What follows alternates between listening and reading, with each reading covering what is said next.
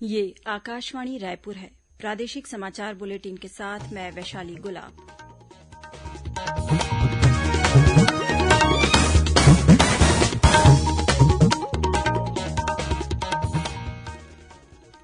और अब पेश हैं आज के मुख्य समाचार।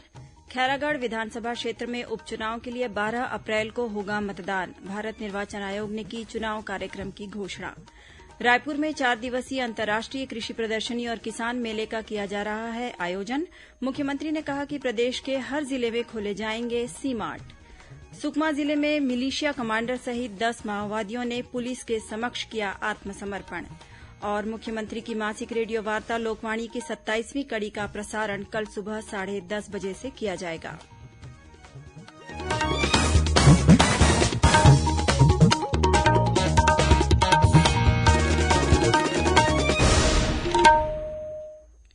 अब समाचार विस्तार से। भारत निर्वाचन आयोग ने छत्तीसगढ़ के खैरागढ़ विधानसभा क्षेत्र में उपचुनाव के लिए तारीख की घोषणा कर दी है। चुनाव कार्यक्रम के मुताबिक 12 अप्रैल को मतदान होगा, वहीं मतगणना 16 अप्रैल को होगी। खैरागढ़ उपचुनाव के लिए 17 मार्च को अधिसूचना जारी होने के साथ ही नामांकन पत्र भरने का सिलसिला शुरू हो जाएगा। नामांकन पत्र 24 मार्च तक भरे जा सकेंगे। 25 मार्च को नामांकन पत्रों की जांच की जाएगी। 28 मार्च तक अभ्यर्थी अपना नाम वापस ले सकेंगे। उल्लेखनीय है कि खैरागढ़ विधानसभा सीट जनता कांग्रेस छत्तीसगढ़ के विधायक देवव्रत सिंह के निधन के बाद से रिक्त है। इंदिरा गांधी कृषि विश्वविद्यालय परिसर रायपुर में 4 दिवसीय अंतर्राष्ट्रीय कृषि प्रदर्शनी और किसान मेले का आयोजन किया जा रहा है। मुख्यमंत्री भूपेश बघेल ने आज कृषि प्रदर्शनी और किसान मेले का उद्घाटन किया। इस मेले में शासकीय, सार्वजनिक और निजी क्षेत्र की 132 संस्थाएं कृषि तकनीक और उत्पादों का प्रदर्शन कर रही हैं। इस अवसर पर मुख्यमंत्री ने कहा कि राज्य सरकार ने प्रदेश में ग्रामीण अर्थव्यवस्था को मजबूत किया है। गांव में गौठान बनाकर उसे औद्योगिक पार्क के रूप में विकसित किया जा रहा है। हर जिले में सी मार्ट खोले जाएंगे, जहां गांव के उत्पाद शहरों में बिकेंगे। उन्होंने कहा कि प्रदेश में स्थानीय युवा अब उद्योग लगाएंगे और राज्य सरकार उन्हें ऋण देगी। पिछले 3 वर्षों में किसानों के खातों में 90,000 करोड़ रुपये की राशि जमा हुई है।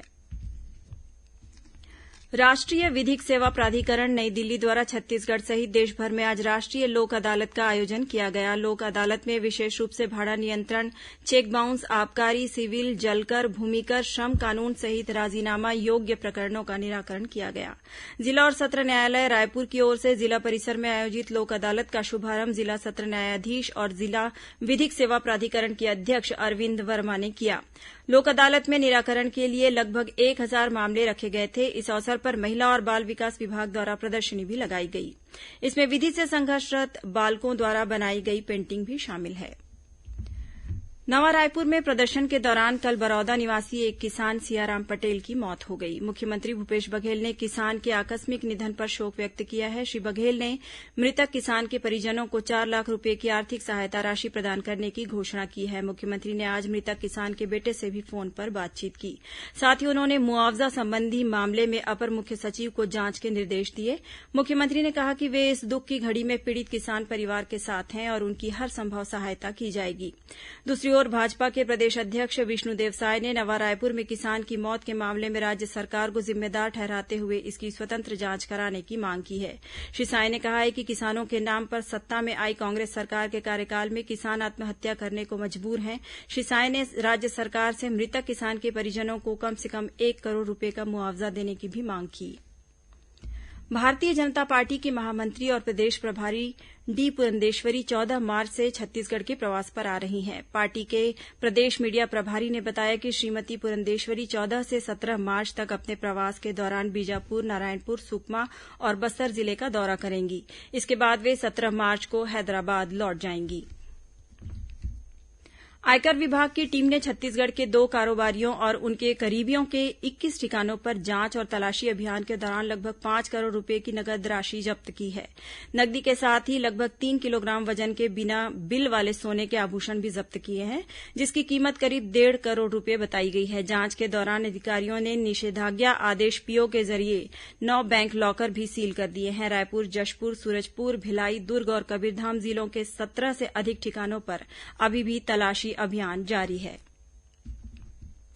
संस्कृति और पुरातत्व विभाग द्वारा जांजगीर चांपा जिले के शिवरीनारायण में 8 से 10 अप्रैल तक मानस मंडलियों की 3 दिवसीय राज्य स्तरीय प्रतियोगिता का आयोजन किया जाएगा। इसके पहले ग्राम पंचायत स्तर पर प्रतियोगिताएं आयोजित की जा रही हैं। इसके बाद 15 से 30 मार्च तक जनपद पंचायत स्तरीय और 3 से 5 अप्रैल तक जिला स्तरीय प्रतियोगिता आयोजित की जाएगी। राज्य स्तरीय प्रतियोगिता में विजेता मानस मंडलियों को पुरस्कृत किया जाएगा। प्रादेशिक समाचार आप आकाशवाणी रायपुर से सुन रहे हैं।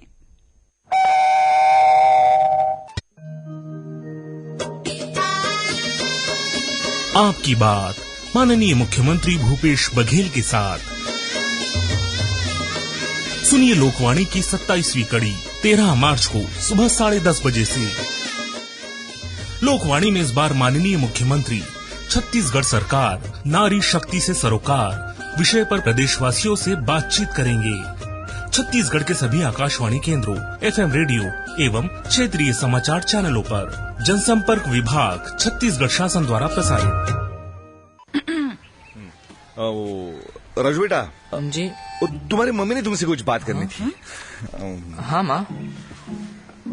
कुछ नहीं बेटा, कल तू इंजीनियरिंग कॉलेज जा रहा है ना, घर से दूर, पहली बार। अरे मेरी दाम, आप बात करो ना, मैं आती हूँ। क्या बात करनी है पापा?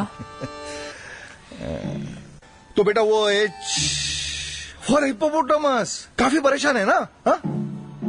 बच्चों से H4 HIV के बारे में खुल के बात करना किसी इम्तिहान से कम नहीं, पर उन्हें असुरक्षित यौन संबंध और संक्रमित सुई से बचे रहने की सलाह तो देनी पड़ेगी। तो दीजिए और कीजिए उनकी परवरिश का असली इम्तिहान पास।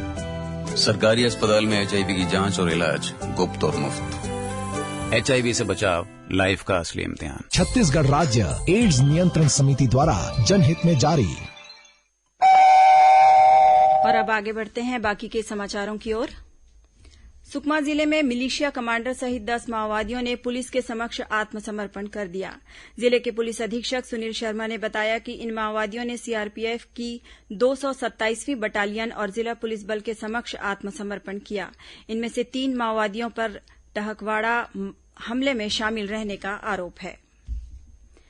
मुख्यमंत्री भूपेश बघेल की मासिक रेडियो वार्ता लोकवाणी की 27वीं कड़ी का प्रसारण कल रविवार 13 मार्च को होगा।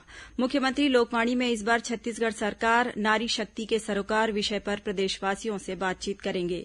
लोकवाणी का प्रसारण छत्तीसगढ़ स्थित आकाशवाणी के सभी केंद्रों, एफएम रेडियो और क्षेत्रीय समाचार चैनलों से सुबह 10:30 बजे से किया जाएगा। श्रोताओं, प्रादेशिक समाचार एकांश द्वारा समसामयिक विषयों पर प्रसारित किए जाने वाला बातों बातों में कार्यक्रम इस बार अंतर्राष्ट्रीय महिला दिवस पर केंद्रित रहेगा। इसके तहत कल रविवार को महिला सशक्तिकरण के क्षेत्र में उल्लेखनीय कार्य करने वाली राजनांदगांव जिले की सुश्री मधुलिका रामटेके से ली गई भेंटवार्ता प्रसारित की जाएगी।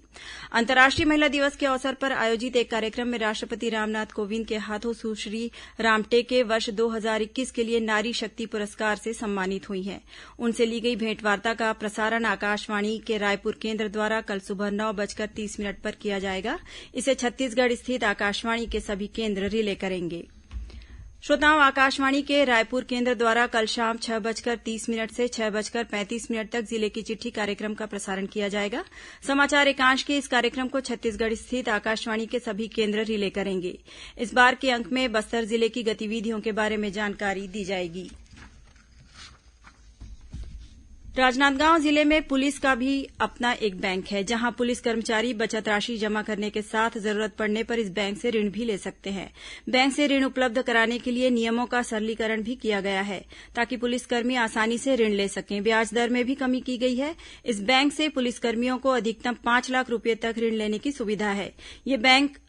ये पुलिस बैंक वर्ष 2000 से छत्तीसगढ़ पुलिस साख सहकारी मर्यादित राजनांदगांव के नाम से संचालित है। इस बैंक में कुल 1428 कर्मचारी हितग्राही के रूप में जुड़े हैं।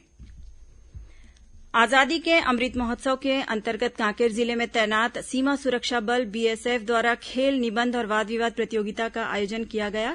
इस मौके पर दुर्ग कोंदल में 167वीं बटालियन द्वारा हथियारों की प्रदर्शनी भी लगाई गई, जिसका अवलोकन स्कूली बच्चों ने किया। वहीं भिलाई स्थित सीमा सुरक्षा बल के सीमांत मुख्यालय द्वारा स्पेशल ऑप्स भिलाई और रिसाली में भी विभिन्न प्रतियोगिताएं आयोजित की गई।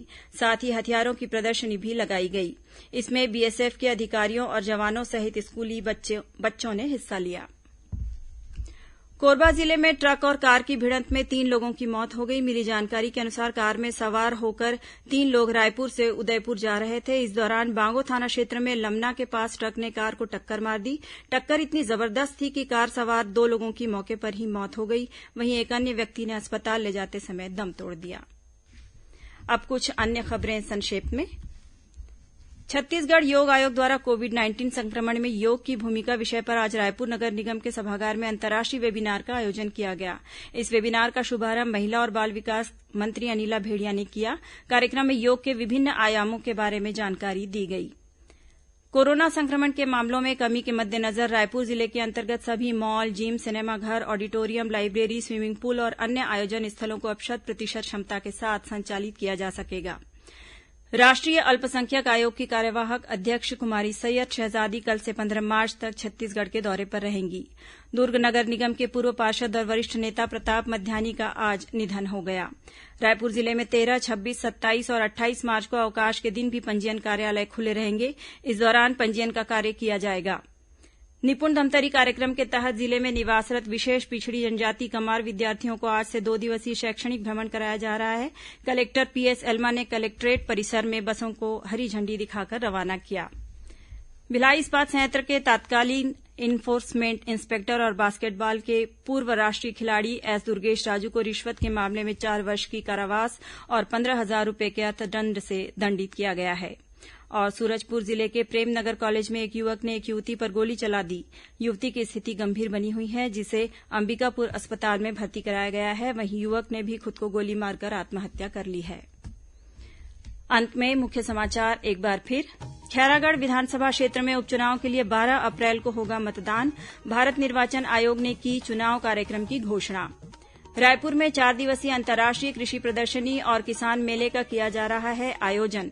मुख्यमंत्री ने कहा, प्रदेश के हर जिले में खोले जाएंगे सी मार्ट।